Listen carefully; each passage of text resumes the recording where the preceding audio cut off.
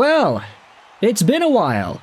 For the first time in 10 days, the Vancouver Canucks have won themselves a hockey game. Vancouver's last win came on November 16th against the Tampa Bay Lightning, 6-2 victory for Van. On the road, it was a really nice explosion of goals that led to the victory on that night.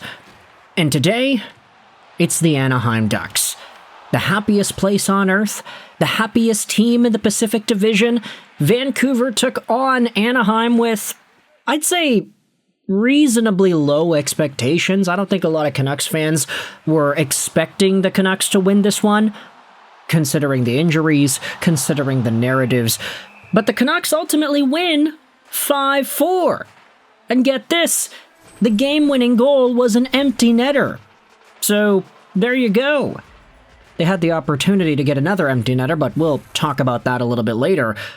All the narratives about this Canucks contest heading into the frame were down in the dumps. And I think you can say that a win like this against Anaheim should not be enough to totally flip everything up on its head. It's not like, oh, the Canucks beat the Ducks 5-4. They're going to be a contender again. We can start believing in them. That's probably not the right way to go about it, but this was a game where Vancouver had Nikita Tolopilo in net. Of course, Lankinen, leave of absence, Demko still injured. It's Tolopilo and Petr who are manning the Canucks crease. You also had rumors about Kiefer Sherwood potentially getting traded. There was an article posted by Ian McIntyre where he discussed, hey, could this be the last game that Kiefer Sherwood plays for the Vancouver Canucks? And I understand, the game is over. It's not like Kiefer Sherwood is guaranteed to being traded now, but that's sort of where the mindset is for a lot of Vancouver Canucks fans and media and what have you. It's all about the potential of movement. But in the midst of all of that, we can acknowledge, accept, and celebrate a Vancouver Canucks victory 5-4 against the Anaheim Ducks. Because this one ultimately was one of these games where I think Vancouver, sure, they may have gotten outchanced, sure, they may not have had the amount, the quantity of offensive opportunities that the Anaheim Ducks had, but the chances that Vancouver had were pretty good. They didn't have as many, but they had opportunities after opportunities, and maybe some of these wouldn't necessarily be reflected if you looked at Money Puck, for example, but Vancouver had so many posts and crossbars, chances where they were coming in, chances where they had open nets to shoot at but either didn't shoot or fired it off the bar, breakaway chances that resulted in shots off the post. It was not an easy game for Vancouver in terms of converting on their opportunities, but they still were able to find a win. They had a 2-0 lead in this one as well, which definitely made things a little bit interesting to open up the first period because it was like, hey, this is Anaheim we're talking about. They're a really good team. Are the Vancouver Canucks just gonna hold on and win this one outright? Linus Karlsson got things going in the first period. All it took was 10 minutes. Arshdeep Bains does some incredible work to win the puck in the offensive zone. It gets sent back to the point. A shot is made. It's tipped by Sasson, and Linus Karlsson on the rebound backdoor is able to bury it in.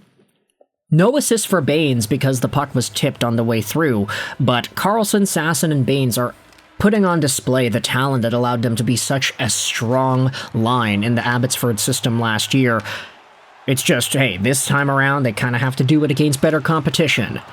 Making it 2-0 was Evander Kane, right off the face-off on the power play for Vancouver. Tom Wilander gets the puck back over to Hronek. He sends it over to Wilander again. He finds Kane, who then shoots and scores, buries it by Petr Mrazek. That's Evander Kane's 4th goal of the season. Could this also be the last game he plays as a member of the Vancouver Canucks? There have been some trade rumors linking him to Edmonton. Who really knows? The second period, though, this is where Anaheim started to come alive. Jackson LaCombe gets a power play goal 9 seconds into the frame. Anaheim is able to get to a loose puck, dash into the Canucks zone. It finds itself back over to the point where LaCombe waits. He takes, and he beats Tolopilo clean. Admittedly, you look at the amount of chances that Anaheim had in this game, they kind of deserve to have already had at least a goal, so them scoring one in the power play to open up period 2, not the biggest deal in the world, but still not the result the Canucks wanted there. Give it about 10 minutes and you have Conor Garland, who scores one of the most beautiful goals we have seen out of a Canuck all season. Garland centers it for Besser, who comes in on the fast break with some speed. He then stops up, throws it to Garland, who dangles the pants off of Drew Helleson, and he goes forehand, toe drag to the backhand, and then he multiplies it by 2 and goes forehand backhand again on Petr Mrazek. What a nasty goal scored by Conor Garland to waltz right by the D and the goalie. Shades of Kiefer Sherwood on Mattias Ekholm and the Edmonton Oilers a few weeks ago. But then the Anaheim Ducks come back. Leo Karlsson scores a really nice backhander in tight. It is off of a rebound chance where, admittedly, Troy Terry kind of stopped Tolopilo from being able to re-enter the frame. I thought there could have been goalie interference on that, but ultimately there wasn't any called. Tolopilo made the save, he was down and out, and the puck was freed out into the center area.